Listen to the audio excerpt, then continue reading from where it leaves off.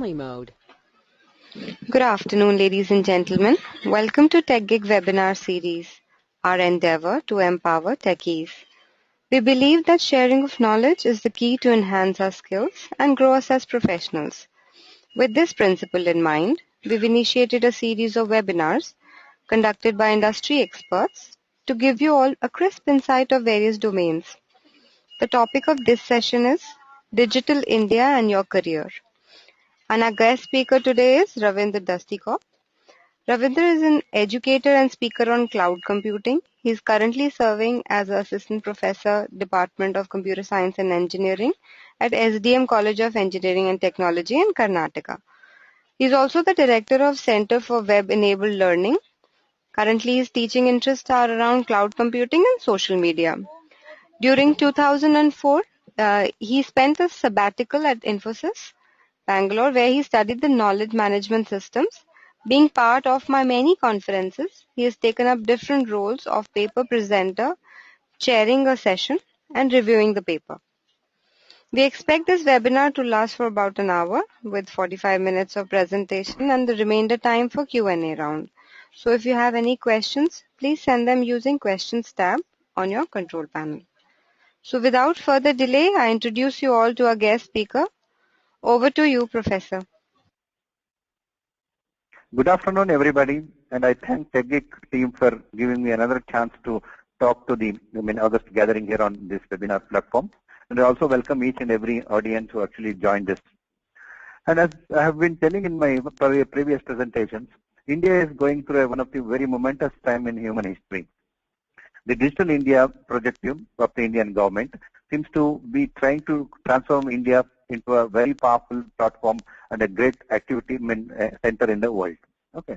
In one of my earlier presentation called Digital India, a world scale market within Indian boundaries, I mentioned that the Digital India project is going to create and usher a new world order where actually every Indian will be taking part, acting part, connecting to each other and creating a new atmosphere. So in the second presentation of this one, actually I'll be talking about the job creating perspective of this IT in Digital India. As you can see that Digital India has actually been going to be built on different pillars, and one of the pillars is actually the creation of job. As you know, the economy of any country depends on the job opportunities which is created within its boundaries. And the moment jobs are created, then everything will actually follow. So in this today's presentation, I'll be talking about this important pillar of the Digital India project where IT will be used for jobs. The IT, by that we mean information technology. And in this presentation, I'll be talking about the scope, the investment that government is trying to make, and the kind of a job that are going to be created, and also the kind of the economy that is we are going to unleash. As you know that for the first time in Indian history, there is a government which is taking a lot of initiative. There is an industry which is willing to invest, and the population is ready to take advantage of that. Very few times in the history, actually, this kind of opportunity is thrown up to our country. So this is the whole theme of this presentation. See, as you know, this whole idea of transforming India is the central idea of Digital India. It's a grand initiative to transform India into digital and knowledge economy. As you know, humanity has undergone different stages in its progress because we had actually agricultural economy, we had industrial economy, and we had also electronic age and all. But all this actually happened in the past where actually India did not have a control on its own destiny. Either we were ruled by somebody else or infrastructure was not available to participate either in industrial revolution or other kind of a revolution. But today, things are very fortunate for us. The government is willing to take actions, the industry is willing to invest, and the population is ready to participate in this. So this combination of all these positive things is going to create a lot many opportunities for that. And one of the areas where actually this would be felt is actually the creation of jobs. So what is the goal of this Digital India? It's very simple. It is making every citizen digitally illiterate. What it means is actually, you know, post 14th century, literacy has become one of the very criteria for success in the society. So reading, writing, and arithmetic was the skills which were needed up to 17th, 18th century. Then using computer was actually another skill that was needed. So without those skills, actually the progress that one individual makes actually is very less. Today we need a digital literacy. What it actually means, The Digital India is going to create a digital platform where everybody will be connected to each other on a digital way. For example, an email will connect another person, so you don't write a letter on your regular postcards. And telephones will create a kind of a communication line, then you don't talk face to face or each other. So now this platform needs a different kind of a skill, and digital literacy would mean this. So one of the fundamental objectives of Digital India is to create an atmosphere or a platform for digital interaction, at the same time prepare the citizens for that kind of a participation which is both productive and participative. The Digital India, both in its intention and in design, is a great thing. In intention, it has to reach every single citizen in India, and in design, it has thought of everything which is needed for the success of this. For example, if you can see on this slide, it actually has 9 pillars. That means starting from broadband highways to early harvesting program. So broadband highways actually will be connecting each and every village in India through an internet connectivity. Once that is put in place, everything would happen. But today we'll be looking at the IT's role in creating jobs, which will harness this Digital India infrastructure and create prosperity for the entire population. The very opportunity of this is actually very huge. This 32,000 crore initiative is expected to create more than millions of jobs, and including direct and indirect jobs. As you can see it from the screen, actually, it is expected to create about 8.5 crore jobs. That means roughly 1/10 of the Indian population will be affected through just job creation only. And the scenario is also very perfect for this. See, whenever a new technology comes, if you have an aging population, it's very difficult to teach them. But fortunately for India, 58% of our population is under 29 years. That means either they have just entered the profession or they are in the beginning stages of the profession. And we are adding about 10 million people every year to workforce. And now that these are in a group of 18 to 21, it is very great opportunity for us to introduce these technologies and help them to create a kind of a atmosphere or a readiness so that they can jump into their career path easily. And job creation becomes the fundamental prime focus. So if you create job, then you solve half of the national problem. So people probably remember that in the 1990s, we had a reservation problems like Mandal Commission and all. That was the same time actually the IT industry started creating companies like Infosys, Wipro and all. It created so many jobs in those 10 years and 15 years. Actually, people forgot applying for government jobs. And that is the power and beauty of IT. And that's the reason why the Digital India is considering IT as one pillar for creating jobs. Many of the other initiatives like Make in India, Skill India, Digital India are all actually different approaches towards the same goal of actually creating and harnessing digital infrastructure for Indian population. So what is the task on hand? See, it has been told many a times in the world, like see, India has two kind of sections. One is urban India and one is actually rural India. Many of the development activities have been happening only in urban India. For example, the way the people make investments, say in Bangalore or Mumbai or Delhi, is not the same which is actually happening in the rural and remote areas. This is actually creating what is known as inequality. But fortunately for Digital India, the approach is totally different. See, the Digital India approach would like to take India as one unit, and it will be putting the same kind of a broadband connectivity in a rural village Gram Panchayat, but that is putting in a state capital or a national capital. So in order to connect this, the Digital India is going to make a lot many investments. And the task on hand is to connect and make everybody communicate with each other so that equal platform is created. So with this intention, with this aim in mind, the 8th pillar of India is actually about IT for jobs. So it will be covering 1 crore students. The reason this crore students are included, I told you, about 58% of our population is below 29 years. So that means if you can address this group, then probably you are tackling the issue for the next 30 years. And what is the timeline? That we have timeline of 5 years. And there is a lot of many things that are planned in. For example, starting from creating a training institute to actually including it in a new curriculum, everything has been planned out. And the first question comes like, see, if so many technologies are available, why the Indian government or why the Digital India actually depending on IT or information technology? The answer is very simple. Do you know that the IT sector is one of the largest employers in the country? As I told you, in the 90s, everybody was trying to get a government job, and there were a lot many hartals and strikes just to get more and more reservations. But the advent of IT companies like Infosys and all created so many jobs that people actually stopped looking for government jobs. So that is the power and potential of IT industry. And realizing this throughout the world, not only India, IT has made backbone of every industrial society today. So the role of IT in Indian economy also, I told you, is great. The IT and the IT sectors have created significant roles in the 1960s. In fact, as I told you, people started preferring started preferring IT jobs than to a government jobs. The IT industry has transformed lives of many people.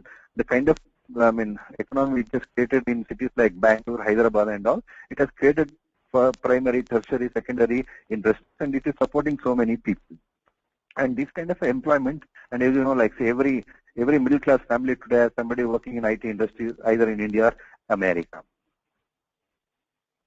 So who can benefit? Are there any question at this point of time? The thing that I'm telling you is I'm trying to setting up a context where actually the digital India is trying to transform India by connecting and creating a digital platform, and this is going to benefit. This is going to affect everybody.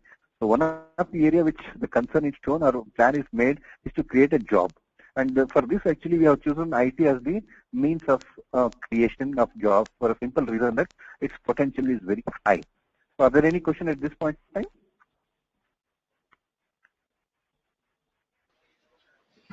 Sure, Professor, the questions have been assigned to you.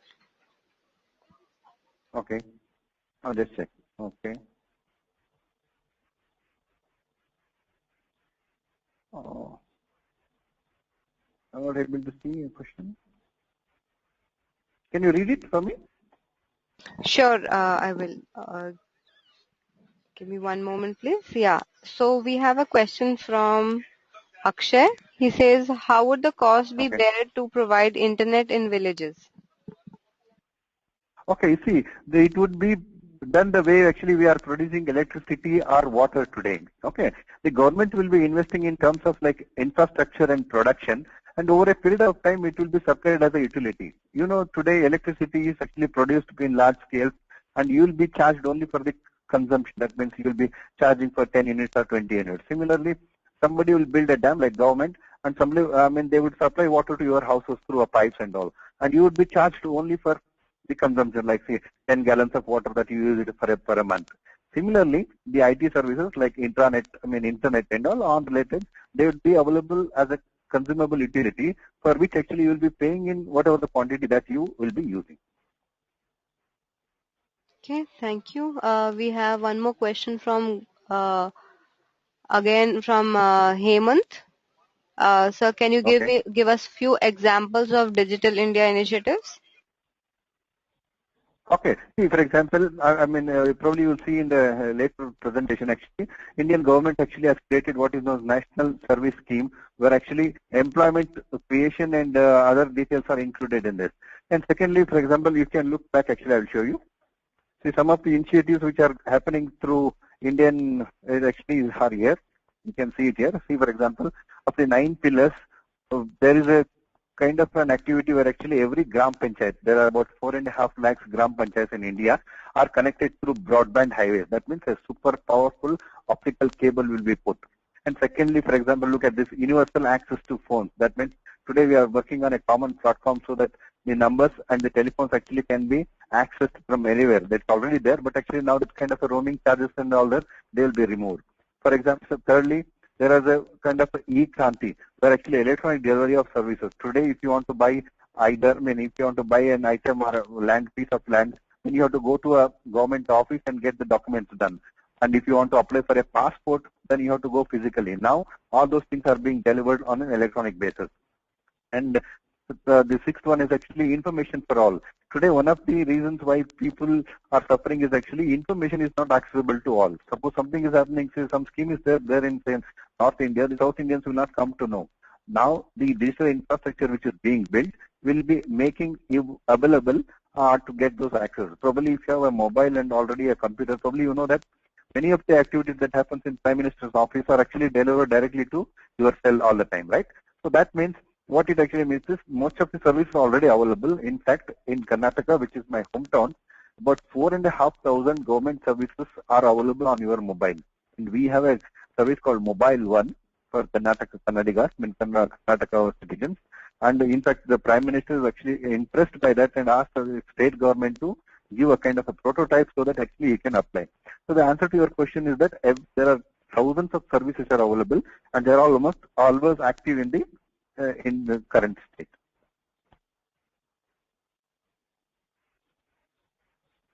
Shall I proceed? Yes, Professor, we would request you to continue with the presentation. Okay. So the point is this: why we are building all this infrastructure? Who is going to benefit from this? The answer is very simple. So intended audience of this particular initiative, Digital India and IT for Jobs, are many. In fact, it is very big list. First is industry. The reason is industries, for example, as I told you, now that we are building a powerful optical cable internet structure, many of the companies are getting a business opportunity for that. For example, it's like digging and putting those cables and connecting those countries itself is a big market. And you know, the number of people, the number of industries are investing about 4 lakh crore money into this. So that's the first creation or the first job of opportunity creation, which you know in turn it creates lot many jobs. It is like building national highways, where actually every time you build a 1 mile, 1 kilometer of road, you have created many jobs. Secondly, the Indian economy is going more in towards what is known as startups. It is not the big leaders who are going to only acting. Actually, small companies are also starting. And these new services are going to be a great opportunity. See, today, so far, until today, most of the internet production and application, they are Western oriented. That means there would be an application which is either interested by or generated for a Western audience. But because we have a digital infrastructure in place in India, an Indian entrepreneur actually can't start up a business which meets only the local requirements of a particular city or town. For example, there are examples in certain towns in Dharwad, in Karnataka, Dharwad and all, where actually there are Android applications which will help the citizens to know what is the time of water supply on a particular day, or when will the gas cylinder will come to him, that kind of a thing. And enterprises will be benefited from this for a simple reason, because they will give digitally literate employees who are capable of using a spreadsheet or sending an email, so that reducing the lot of jobs. Educational institutions will be affected by these benefits for a simple reason that they can change the curriculum and help the local audience or the students to take advantage of this digital literacy. Faculty or a teacher will have a few new openings. For example, any courses in digital literacy or any skills, any courses in actually applying digital skills to either a particular job or a particular research venture can be taken up by a faculty. Students, people who are there in the ages between 18 to 20, will have a great world waiting for you, so that they can start a career and proceed further. So the whole idea is actually the Digital India, and in particular IT for Jobs, is going to create a new world order for the entire range of people. So this is so meticulously planned actually, is that you can see that there are 8 components with specific scope of activities on each one of them. IT trainings are people from the small towns and villages. See, earlier what used to happen is, every kind of activity, or whether it's a factory or industrial activity, used to happen only in cities and towns. For that reason, people from the rural villages to migrate. But now that is not going to happen, because since we are connected on the internet, see, activity in Dharwad or in a village is also as good as happening in an Indian capital. So the distance and geography doesn't matter. So IT training to people in smaller towns and villages will happen, because they don't have to move out of their town, and you don't have to have a population problem or a slum creation in major cities. The target of this company is to train 1 crore student, I told you, irrespective of the location of that people. I mean, students, you can train them. And there are some certain areas in India like northeastern, where for whatever the reason they have not developed much, and there is a lot of migration is actually happening from those areas to cities like Delhi or Bangalore and all. You also know some kind of problems which are emerging because of this kind of a migration. But that can be eliminated from this Digital India proposal, for a simple reason that opportunities which are there in Delhi or Bangalore today can also be created in North Indian regions. This component focuses on setting BPOs. See, the reason why we have BPOs is because of the telecommunication lines. The work that needs to be done in, say, in Western countries like America, India, it can be done in Bangalore, because that work, once it is done, can be transported over a telephone network back to the American country. So when this is actually happening, it is not necessary that BPO has to be there in Bangalore. It can be in any remote area, as long as there is a telephone and internet connection. Since Digital India seems to be creating that digital network, It matters not whether your BPO is there in Bangalore or in the remotest hilly area. Okay, so that is one benefit, so that you can have a BPO. And BPO also doesn't need a high level skills. As simply students who has completed a matriculate and who knows has a little ability to make data entry can be a very productive employee of that. So one of the objective is also to create these BPOs in a remote and rural areas, so that you can avoid actually people moving out of out of their towns and creating slum problem or anything else in the major cities. And we are also doing it what is known actually called training service delivery agents. What it actually means, now that 1 crore people need training, neither the government nor any one particular institution cannot achieve this. So for that reason, actually, we are trying to connect people, all these training providers, which we'll see in the later slide. There are huge numbers, so that actually the training can be delivered. Okay. So for this couple of reasons, actually, we have to cultivate an IT-ready workforce by opening a training and development center. This is actually being tried in different locations in India. The entire service things section will show you shortly. There are plans to train 3 lakh service delivery agents in 2 years. What it actually means that, like the way actually we open petrol bunks across India so that people can buy petrol in the nearest petrol center, we are planning to develop about 3 lakh service delivery agents, so that these people can actually train the local people in the way they want it. Okay. In the way. And actually 5 lakh rural people are expected to be trained by telecom service. For example, we have this Airtel, we have this Indian Telephone, BSNL on. These people are also going to train. The whole point of this is actually everybody is willing and everybody will be touched by this initiative. And the second thing actually is important to see the disparity between rural and urban India has been a talk of the town for nearly 50 or 60 years. And we did not have any technology which could have addressed this or solved this problem. But Digital India, being connecting everything into digital platform, is going to solve this problem very easily. So one of the unemployment problem which was there in the rural villages because there was no skill or lack of skill is actually solved by this, for a simple reason that the training centers which have been established there would produce the trained people who would actually meet the requirement of the local and they serve there only. There is education, but there is no migration.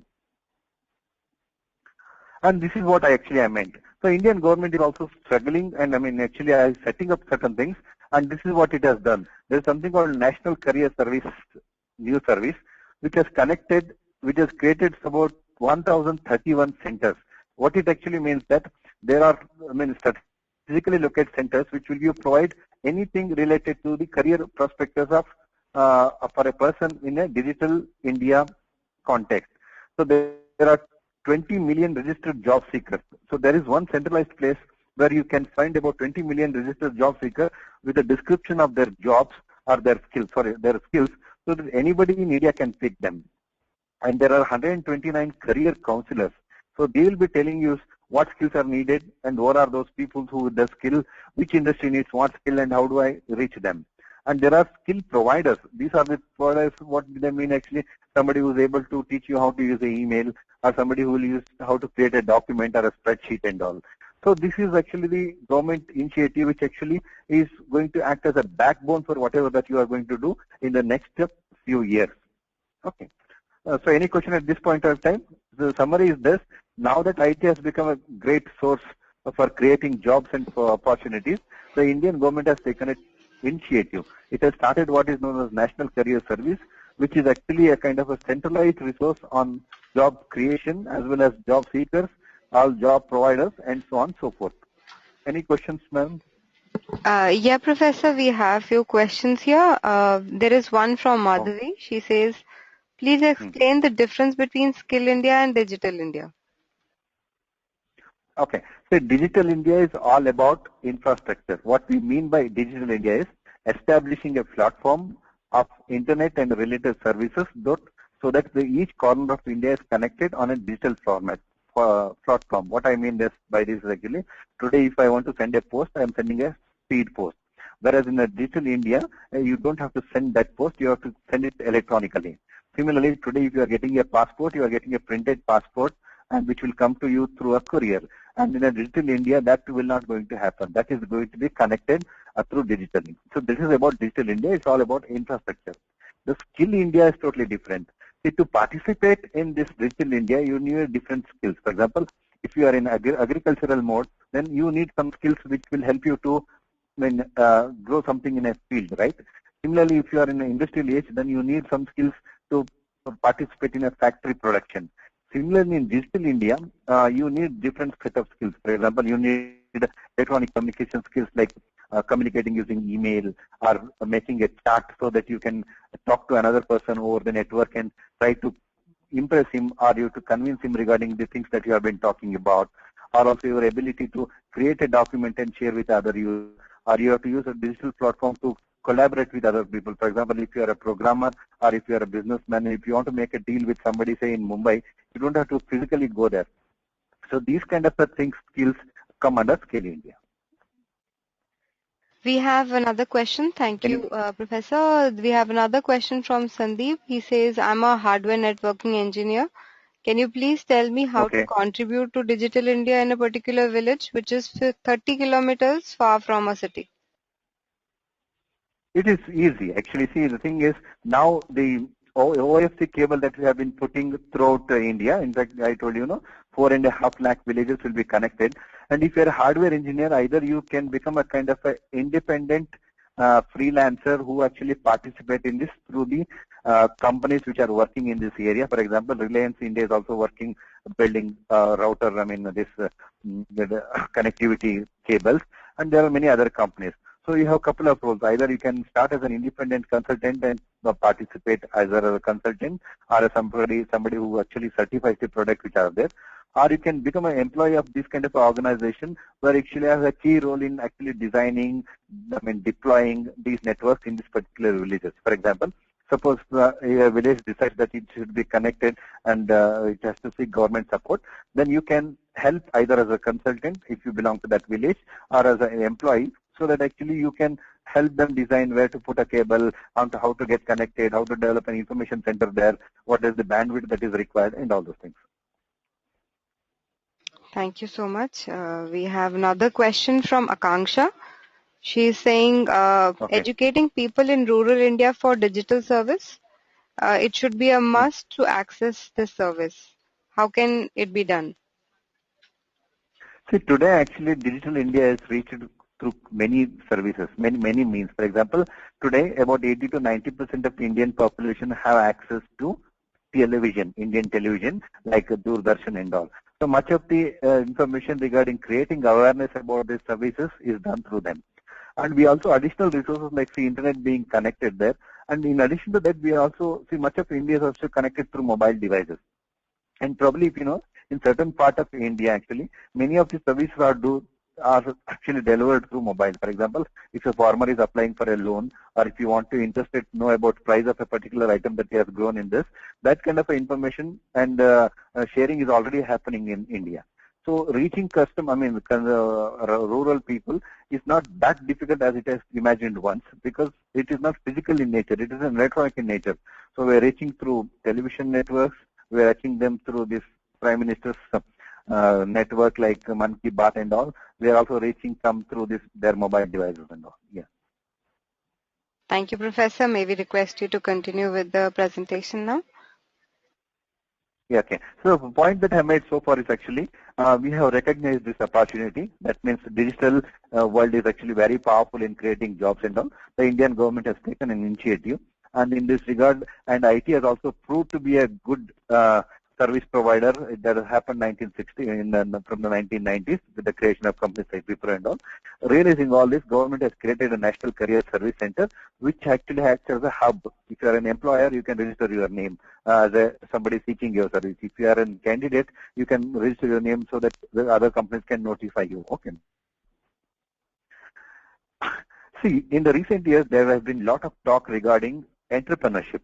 So far, for the last, 200 or 300 years, since the British actually started ruling, getting a job, and particularly getting a government job, was the motto of many people. Okay. So we all thought that we are good and fit only to serve somebody else, and our own cannot be creating anything new. But now that trend is actually changing. Today it is possible that the digital Indian digital infrastructure is available. You don't have to be a seeking job, you can be a job giver. That means you can start a small service in a village and you can recruit some people to grow that one. So creating a micro-entrepreneurs. And the reason it's called micro-entrepreneurs, there is a mistaken notion that entrepreneur should be as big as Bill Gates or the Google company. That is not a needed. Actually, entrepreneurship is anything in which actually become innovation, bring innovation to a particular context. You can be an entrepreneur within a university campus, or you can be within a rural. So there are a number of startup companies which are growing on these business ideas and ideas. As I told you earlier, much of today's IT is actually focused on Western countries. But there are certain services. I told you in a village, in a place where I stay actually, there are engineering students doing a project which will help people to know the traffic status of a particular place or the status of water supply in a particular area. So the second point, and we should be emphasizing this, given this digital infrastructure, people should be encouraged to create entrepreneurs, become entrepreneurs, and take advantage of this new setup. Secondly, creating job is one thing, but sustaining it is second thing.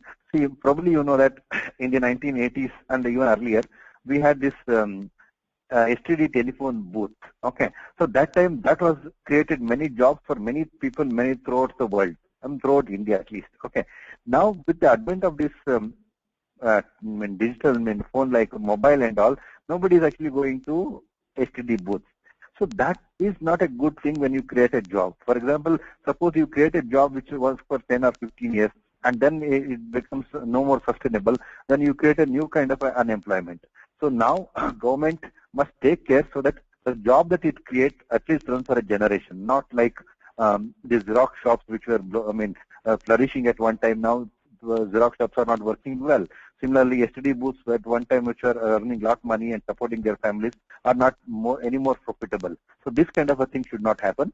So the point for them is actually the government should incentivize investment that actually that happens only jobs in a rural area so that people don't move out of their towns and they stay back. There's no point in making somebody skillful in village and he migrates to a city and leaving back his business. And create platform for job seekers and employees. It should be utilized in creating online portals. For example, maybe you know that Surat is trying to be a very smart village, smart town in the city, for example. And it should be utilized in creating online job portals for the semi-skilled people. For example, there are maid servants who are not capable of using IT services. There are rickshaw drivers or somebody like people who are used in civil construction and all. See, Microsoft actually and with another company actually has established what is known as Surat to use skilled hand smart team. So in this town, there is a portal available which gives you that there is a maid servant available in around 4 kilometers of area. There is a laundry service is available at a particular location. There is a semi-skilled labor like plumber is available. So this kind of a thing will create a situation where the disparity between somebody seeking service is not separated in time and distance by somebody who is offering that service. Many times what happens is somebody is willing to serve, but he don't have a customer. And somebody is seeking a service, but he don't know the service provider. That can also be eliminated by the digital platform because digital platforms give you a common access point to all. It can bring together other producers and sellers via online platform. Many times what happens is, look at these items like onion and all. Onion have become very expensive today because the production actually has not meeting the requirement. Similarly, tomato has become very cheap today because it's an overproduction. Why this happens? Because farmers so far have been actually limiting their production and selling to a particular location. This is happening because there is no communication. They don't know the certain part of India needs actually tomato. It is not grown there because they don't have this communication medium. But once this digital media India comes into effect, it is possible that somebody would actually grow something back in South India and sell it to New Delhi the following day because they know there is a demand. One of the great things that IT is doing actually, it is replacing many of the activities by machines. For example, today you don't need as many number of people in a railway reservation system in India as once you did when you are a manual system. So now one of the jobs of Digital India is also ensure that more and more activities are done by machines so that those skills actually, those people who are working them, they actually either reskilled or upgraded to a further level of career points. And secondly, one of the great things about the IT industry is actually it can create technologies for the differently abled people, what earlier used to call like handicaps and all. So, for example, there may be an application which helps a physically handicapped person to sit at home and work for an organization. It is possible a company like Cisco or say IBM will allow some rural people or even within a city, a physically handicapped person, avoiding him to travel and all. Okay. So any question at this point of time? The point is this, IT has a powerful, and it not only serves a normal person, it not only serves only urban areas, it can serve rural also. It not only serves a normal person who is physically able, it can also serve people who are remote and actually disabled. Any questions? Sure, Professor. We have a question from Arun. He says, I Okay, have more than 10 years of experience in software development. What is the procedure okay, to be associated or register with Digital India project? okay. Okay, yeah. See, you have a 10 years of experience, then probably you have within a particular domain and all. See, that you have to register with this national service, service career, where actually you say that I am good in this. Say, for example, I am good in Java program or something like that. And if anybody needs this kind of a service, I am always willing and available for that. Yeah, that registration can be done. And if you are a person of my age, like 50 years and all, so you know that earlier used to be what is known as employment exchange services, where actually a skilled person would register his name and government would pass on that information to every potential employer, and one fine day you will get a letter from the that employer saying that we need your services, come back. So this is actually digital equivalent of that. Hello? Hello? Hello? Yeah, Professor. We have another Okay. question from Hemant. He's asking, Hmm. what role does internet.org plays in Digital India initiative? Okay. See, it is like, see, what role road will play in a transportation industry. See, without road, you cannot expect buses to move, lorries to move, or without railways, you don't expect trains to move. So, internet is a fundamental thing without which nothing would happen in digital India, because it is like the backbone on which all the activities would happen. Okay. It's like, say, I told you, like, unless there is a road, there is no transportation. Unless there is no transportation, there is no touring industry. And unless there is no touring industry, there is no hotel industry. Similarly, digital India, the internet is the foundation. It is backbone. If you don't have internet, that means you don't have digital India. It is very fundamental and it is very central. Yeah, thank you, Professor. I think what he's trying to ask is, what does internet.org play the Okay, role of, see, yeah. internet.org is something different. What it actually, see, today it is a technological world and there are standards to be followed. What actually happens is these standards meant to supply standard items, and they should be meant for the general public. But it so happens that there are certain big companies in the industry, they would like to dictate terms in deciding these standards. This internet.org is an organization which looks into the larger interest of the population and tries hard to see that the vested interest of these big companies are not the central point in formulating those standards. Sure, thank you. We have a question from Sunand Kumar. Uh, Okay. and he says IT companies like TCS have started programs like digital technology and digital software solutions. Can you Yes. share how they have contributed to Digital India? Okay. See, many of the companies like TCS or Wipro or Infosys, no, for a long time, they were focusing only on the Western customers, for example, American customers or European customers. But now that Indian has also started establishing the digital infrastructure, and more companies are actually started using infrastructure like digital, these companies are also finding very interesting and profitable customers within India. See, for example, TCS actually has established, has developed the entire railway reservation system for Indian Railways. Similarly, Infosys and other companies are together are taking many of the government initiative. For example, there are many applications in banking where actually once you create an account, a bank and all, there are legal compliances issues and all. Many of these IT companies are actually working towards building those applications for the Indian customers, Indian organization, Indian government, Indian companies. Now, the way they used to build services earlier for the Western companies. Thank you so much. We have a question from Vishnu Das. As a fresher, he wants to know how can he grow his career in Digital India. Perfect. Actually, this is the best time to start career.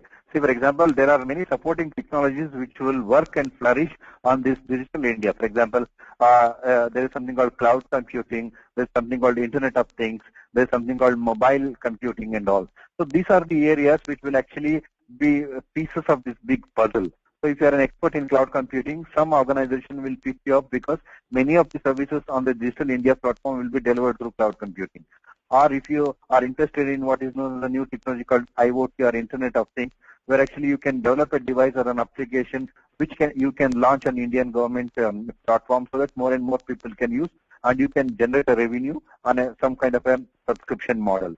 So there are many, for example, even there is a science called analytics or even called digital marketing, which is actually the digital equivalent of marketing process. For example, if you have a customer who wants to sell something across India, then your skills and digital marketing can help them to reach the customers across India. In summary, what it actually means, this digital platform either gives you a technical-oriented jobs like cloud computing, Internet of Things, or like business-oriented things like digital marketing and all. Sure, thank you, Professor. Do we have a more presentation left? Then we can take up the rest of the questions after the presentation. Yeah. Yeah, perfect. I will do that. So what it means is actually employment opportunity for every sector of the society. I told you in earlier, the all earlier things, like see, for example, if you are agriculture, there are part of India where nothing grows, there is no enough rain. So that means you cannot make agriculture and even the spread industry. Similarly, when industrial revolution was happening, so you cannot build factories in every nook and corner of country because building a factory or building an industry depends on sort of natural as well as economic things. For example, if you don't have mines, then mining industry will not come near you. Or if you do not have a skilled laborers, then the factories won't come in your town. But that is not going to happen in digital India. Digital India or any technology for that matter actually eliminates both distance and time. It doesn't matter whether you are working from a remote village, say in India or in Australia. For that reason, actually, the Digital India platform once creates jobs for everybody wherever they are and depending on their ability. You don't have to be a fully abled person so that you have to go to office every day and do. You can be slightly, disadvantaged person, still work on your job from wherever you are. Okay. And finally, it also opens up new opportunities. For example, when industrialization came into picture, companies, families like Birlas and Tatas built their empires, right? Similarly, in digital India, there are many companies which are coming up. For example, Flipkart is one of such example, or Infosys, some kind of a thing. But there are still opportunities which are still open. That means nobody has considered. For example, digitization, localization, or local content. Today, much of the content available on internet is English rooted. But now, because Digital India is there, then everybody is connected and you will be having a person to create content in locally. It is possible that suppose you are a person from say Assam or Karnataka, whatever the local content which is there in local language can be transformed into digital format which can be shared. So this itself is becomes a big company. For example, assume that your region is full of folk stories and they're all in your local language. Now it is possible that you find somebody who is skilled in digital content creation, upload that, and you get the whole world audience for that. Okay.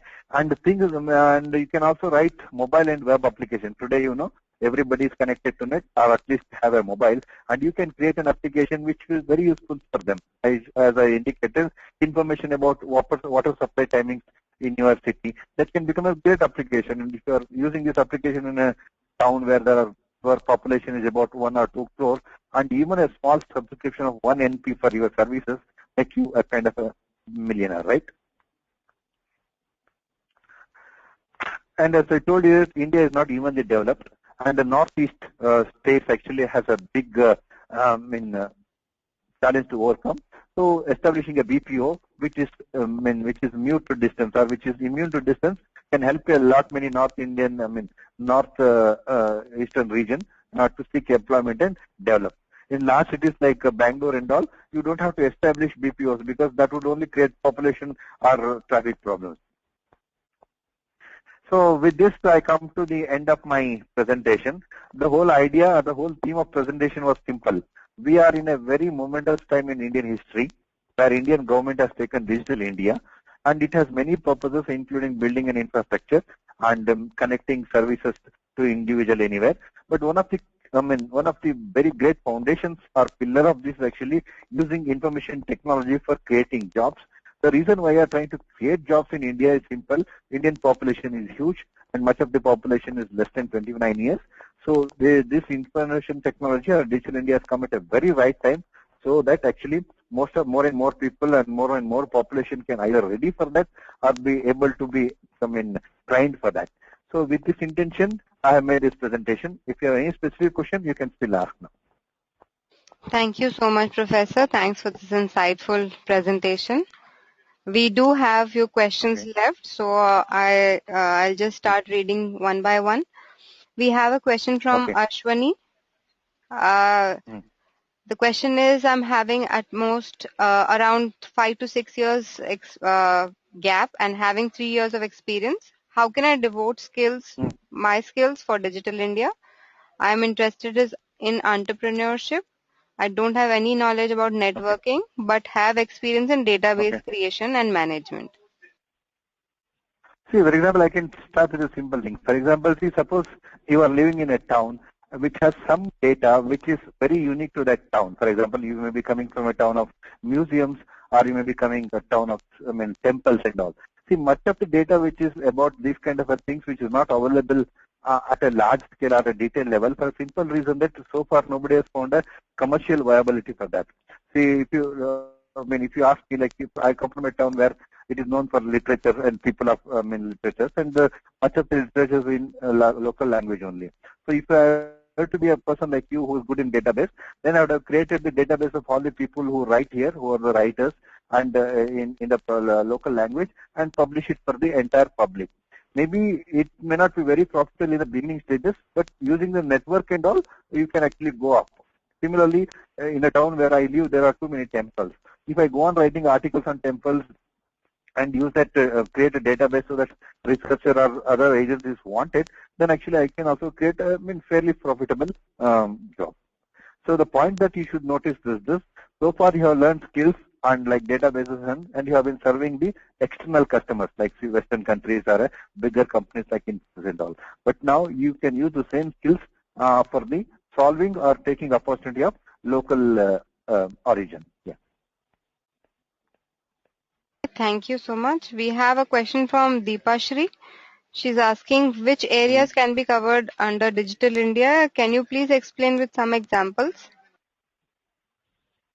Okay, see, Digital India, in its project, actually, it covers the entire India. So it is like, see, when I say Digital India, I'm putting the entire India on a digital platform. So for me, Kashmir is as important as Tamil Nadu or as important as Bihar is.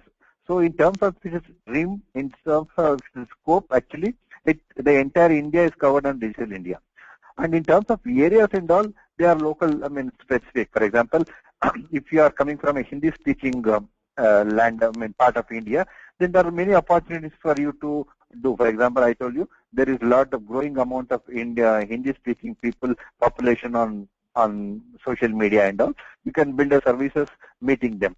Or if you are coming from an area which is specific, like say Tamil Nadu or Karnataka, whose market is, population is less compared to Hindu belt, then you can look at the NRIs, the non-resident Indians staying in the American and all, who must be interested or might be interested in the local content generation. Then also you can use that. Or you can have an expertise in local, for example, there are some areas where designing saree is very important and very famous. That kind of things also can be digitized, put on digital platform, and you can reach the customers wherever they are. We have a question from Gupteshwar Rao. He says, I've developed a course for teachers to get transformed to digital teachers and have been trying hard to Okay. impress them, but to no Hmm. avail. How can Digital India help me in achieving my initiative? See, one thing I can do is actually, sir, I have, let's see, for example, I have my presence in most of the social platform, like see, Facebook, where I have 5,000 users. I have a LinkedIn connectivity where actually I have about 3,000 followers. So if you have a link or if you have a small description of what services that you have designed for the teacher, if you can send me a link or a write-up, I can share so that through that network it is connected to people who are there. And being myself a teacher, I can actually also connect you to thousands of teachers in India with Karnataka and all. So you can notice my email ID at the top of on this particular screen. You just send me a brief description of what you are making available, so that if possible, I can connect you to the right audiences. Okay, thank you so much. We have a question from Gaurav. He says, how Digital India can help in new business startup? Yeah, that's what. See, Digital India gives you a new platform. See, before Digital India came into picture, or internet came into a picture, no, the scope of your business was limited to your geographies. For example, if you are a business in Ajmer or Delhi, no, then you cannot reach out to the other part of the country. Now that Digital India has come, for example, if you are good in designing a greeting card, and in a old world, actually you had to prepare them, send them through post and all. But today, if you are good in that, actually you can always use a digital platform to showcase your designs of greeting cards. So a customer, say in South India, can also book and order something from you. Similarly, if you are a specialist in producing some sweet or a bakery item, then or even in fact one of my sister does this. Actually, she prepares cakes, and she has an internet and digital India presence. So many a times she takes orders from as far as North India, and actually she's based in Bangalore, and serve them. So what Digital India does is very simple. It increases the scope and the reach of your business. So if you are developing a business and have been offering it only for a locality, Digital India will open and expand that market. For example, even a simple thing like producing a pan, no, is always a local in India. For example, a pan fellow in Mumbai can only sell in that.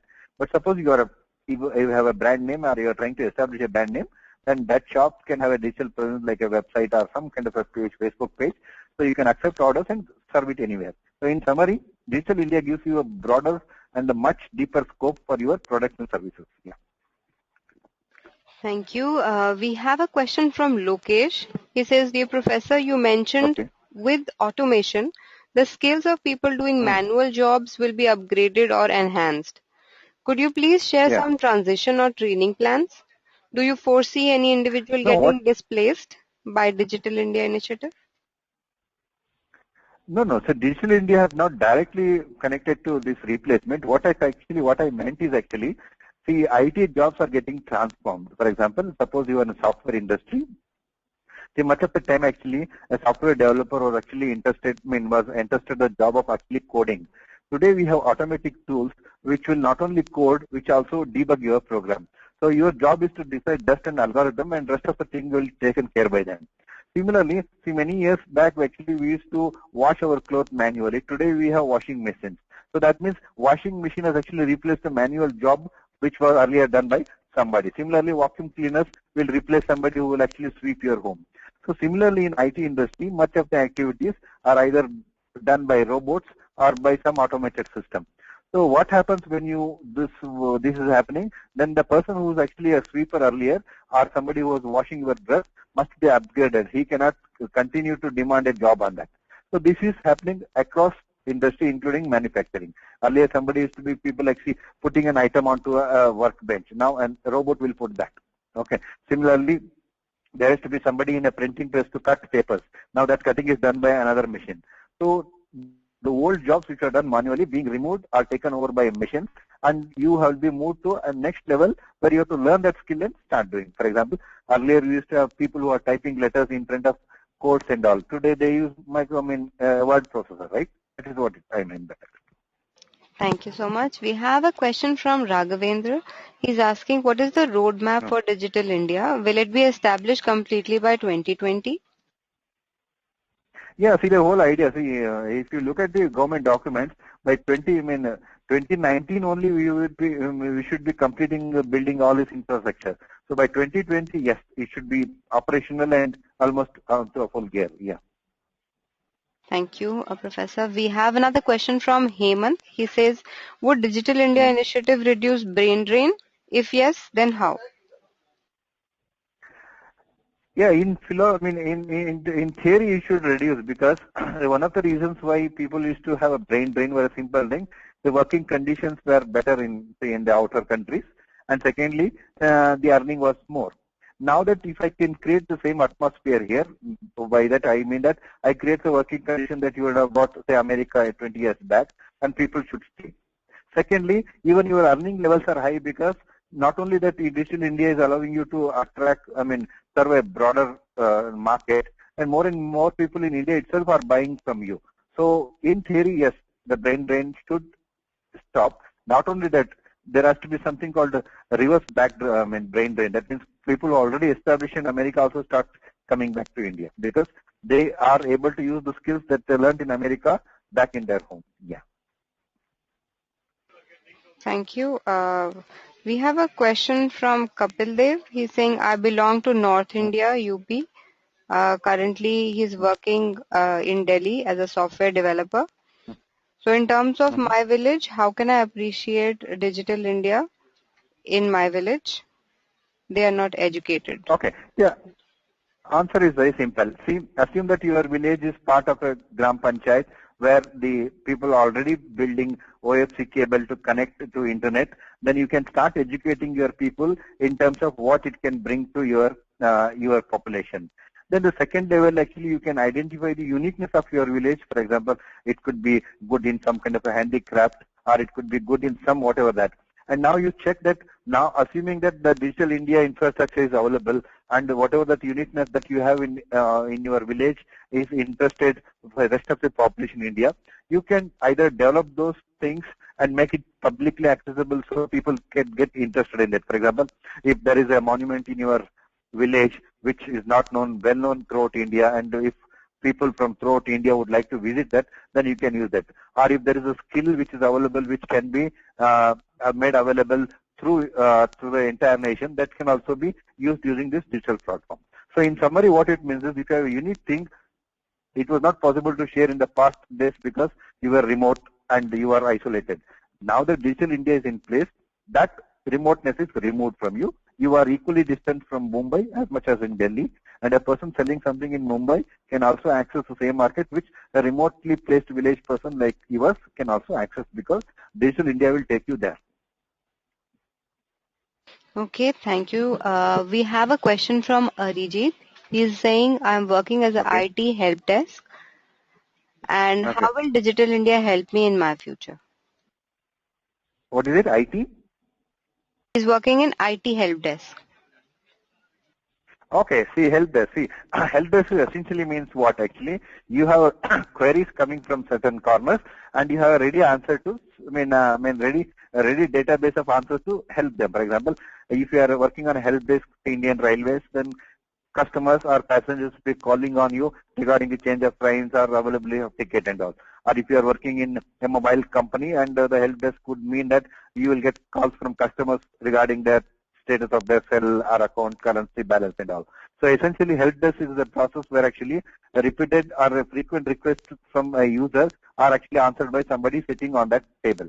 So now if you already have the skill and if you want to use Digital India, then whatever the locality that you have, for example, if you are in a particular town where actually you see a particular problem like the employment problem or some like tuition or coaching problem and all, if you have a lot many information available then actually you can open a help desk creating a database and available it on the Digital India platform so that you can help those students regarding queries like who is the best teacher, who is the best coaching center there, or if I want to learn mathematics, which teacher in a town will help you, or if there's a particular question on a mathematics, who can be connected. All this kind of help you can do. What you are actually essentially doing is the skills that you have learned in current job, you are transforming into another context and another market. Yeah. Thank you, Professor. We'll take last few questions. We have a question from Akshay. He's asked, how would the cost be bared by, to provide internet in villages? How? Would the cost be bared? Okay, see, this is being a government initiative. Government will bear much of the cost. But because of the economic implications of this, the government, the Indian industry is also willing. If you have been watching the newspapers recently, see the industry, that the NASCOM and all, and even companies like Reliance and all, they say they are going to invest in thousands of crores, in fact lakhs of crores in this building in this infrastructure, because there is a huge implications of business and industrial scope for that. So much of the money will come from government, but equal amount, or at least comparable amount, is also coming from the industries. Yeah. Thank you, Professor. We have a question from Mahesh. He's asking, what are the roles of education institutes in Digital India? See, there are many roles. For example, I told you the Digital India is very good platform to take advantage of new technologies like cloud computing, Internet of Things, analytics and all. So these institutions should recognize that these are the new technologies which are very useful. They can either start courses on this, or they can develop some labs and all where they build the skills. For example, they can help entrepreneurs to establish cloud-based modules for running their businesses, or communicating with the customers, and so on and so forth. And specifically in my own college, where I actually am a faculty in engineering college, we have developed certain skill sets or some courses which will help students to understand what is actually happening in industry and what is actually possible on Digital India, and so that they can take advantage. Yeah.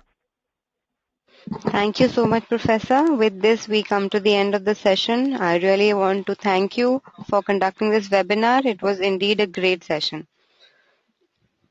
Thank you very much. Thank you, Deepika, and thank you all the audience. Thanks, Peggy, for giving me a chance. Okay. Thank you. Thank you so much. I'd also like to thank all our participants for the support in making this webinar a huge success. So the recording will be available. Thank you, everybody, every attendee. Yeah, thank you, everyone. And the recording will be available on techgeek.com very soon. So thank you for joining us. Thank you. Thank you, Deepika.